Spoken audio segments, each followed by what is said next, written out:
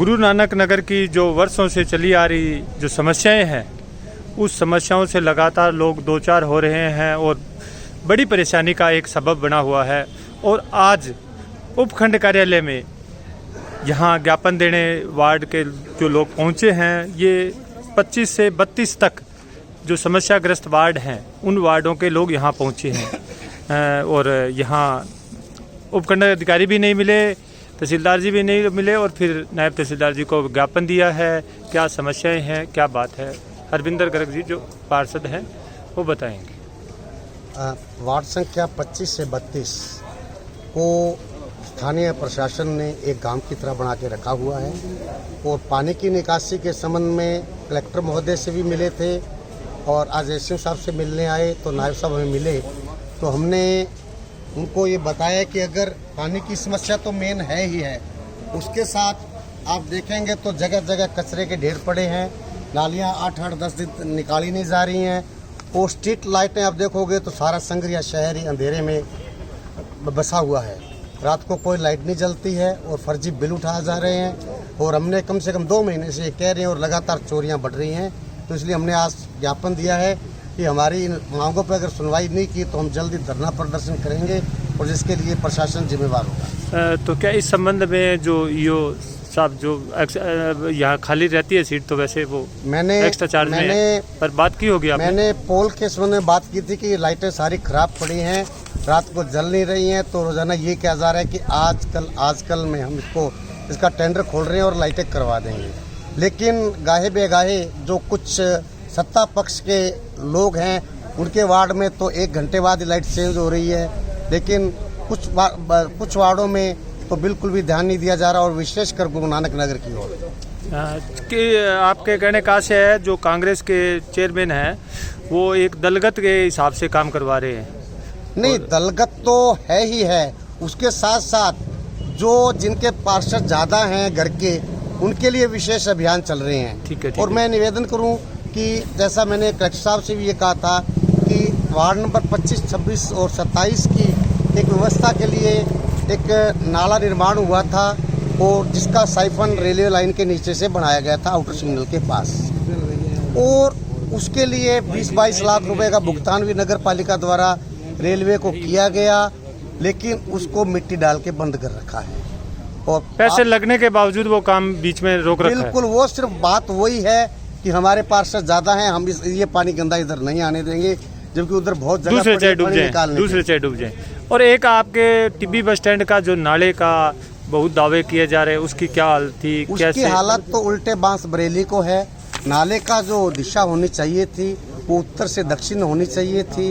और मैं बताऊं कि जब आबादी बहुत थोड़ी थी तो उस समय ग्रामोत्थान से एक निवेदन करके उस समय के नगर पालिका अध्यक्ष ने एक छोटी सी डिग्गी स्वीकृत करवाई थी और वो डिग्गी 20 साल पहले की बात है। वो 20 साल से भी ज्यादा पुरानी बात है। हाँ, और उसमें पानी जो है वो पानी जो है जितनी जनसंख्या आज उधर गुरु नानक नगर में है, उस डेली के पानी को ही वो नहीं ले पाती है और इसके लिए सड़कों पे पानी खड़ा रहता है और वार्ड नंबर 25 से 32 के लोग वो काम रुका हुआ है, नारकीय जीवन जीने के लिए मजबूर हो रहे हैं और वो काम भी बंद पड़ा है।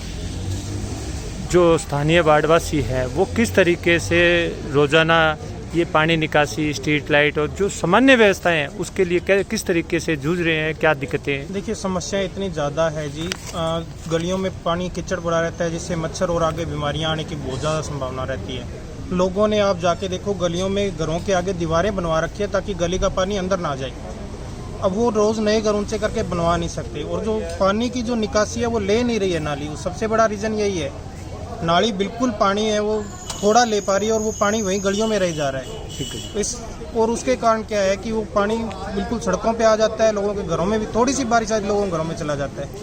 तो ये बारिश के सीजन में लगातार दिक्कत रहती है। मैं आपको बताऊं कि ये गंदे पानी की निकासी की व्यवस्था नहीं होने के फलस्वरूप आप देखेंगे कि संगरिया जो है मेरे हिसाब से जो भावों में रेटों में है वो चंडीगढ़ को पीछे छोड़ रहा है। और जो हमारा जो एरिया है आप जाके देखेंगे तो वहाँ कोई प्लॉट लेके भी राजी नहीं है और बड़े बनाए मकान जिस आदमी ने किसी ने 20-25 लाख रुपये ऊपर लगाए हैं बनाने में, निर्माण कार्य में, उनको प्लाट के पैसे भी नहीं मिल रहे हैं आज की तारीख में, इतना बुरा हाल मैं है। पिछले 10 साल से लगातार देख रहा हूँ भी उन वार्डों में, टिब्बी बस स्टैंड के आसपास जो वार्ड है, 3-4 वार्ड है, उनको उन घरों में 10 साल से पानी भरा है। समस्या जो कि त्यों है, हर साल आंदोलन होता है, हर साल बात आती है भी आदमी तो काम पे निकल जाता है, पीछे जो रोज़मर्रा की दिक्कतें महिलाओं को बड़ी परेशानी है।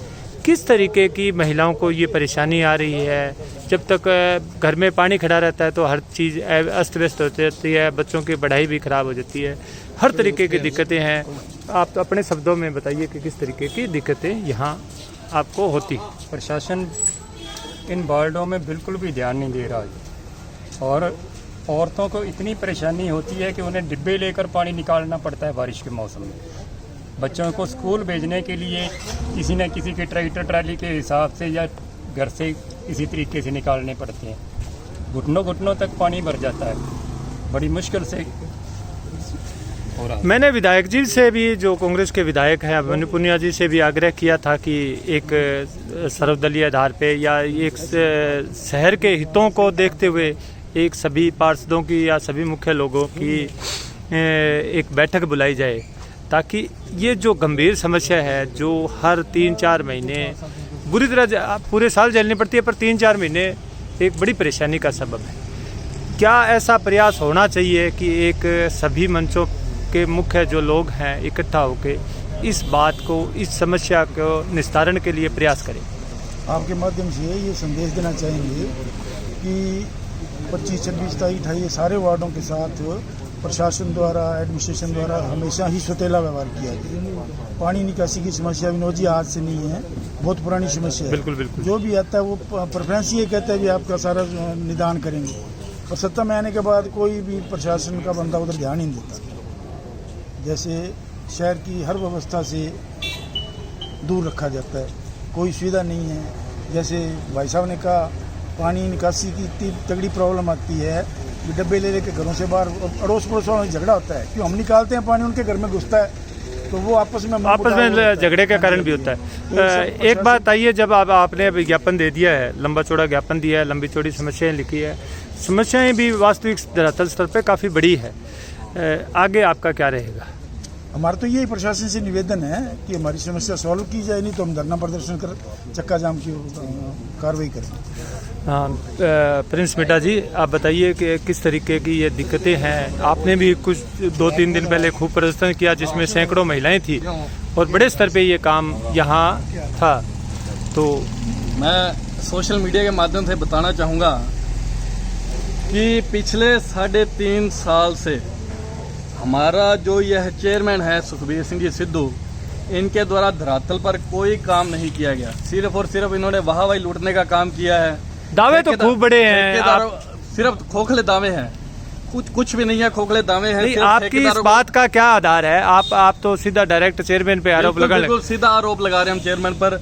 आप बताइए, आज संगरिया की जो सफाई व्यवस्था है गर्त की ओर जा रही है। जब कोई नया बोर्ड बनता है, नया चेयरमैन बनता है, नए पार्षद बनते हैं, तो जनता की सबसे पहले मांग क्या होती है कि हमारा संगरिया है जो साफ सुथरा हो, अच्छी सड़कें हो, नालियों में सफाई हो, और किसी भी प्रकार की जो है महामारी है वह नहीं फैले, बीमारियां नहीं फैले।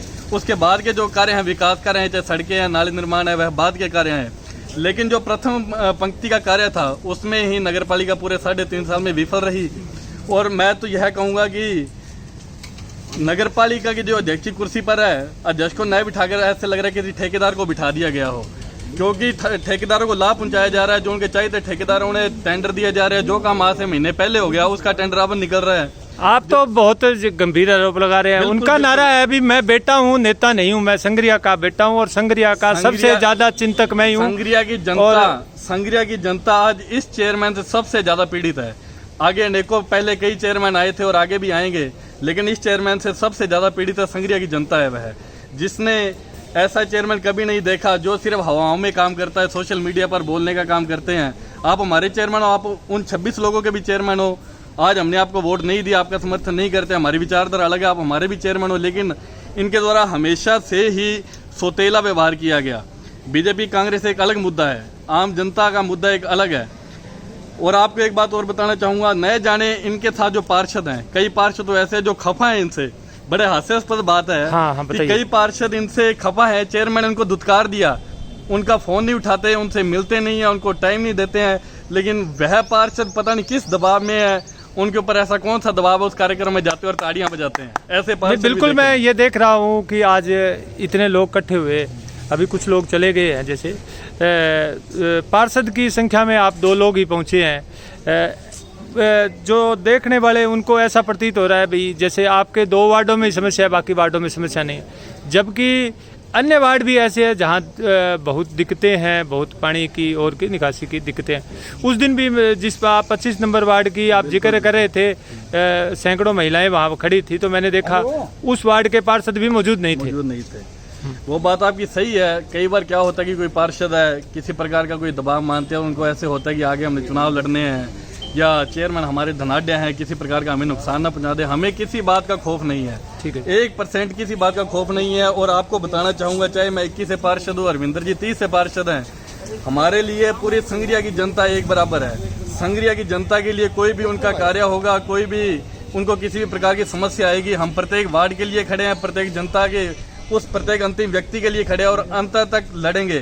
चेयरमैन साहब चाहे अपनी मनमर्जी से कुछ भी करें, चाहे वह खोखली वाहवाही लुटे, लेकिन हम उनके द्वारा जो संगरिया को जो यह बैकफुट पर ले गए, पिछले लगभग जो 10-15 सालों से संगरिया की सफाई व्यवस्था थी वह अच्छी थी, चेयरमैन किसी भी पार्टी का था।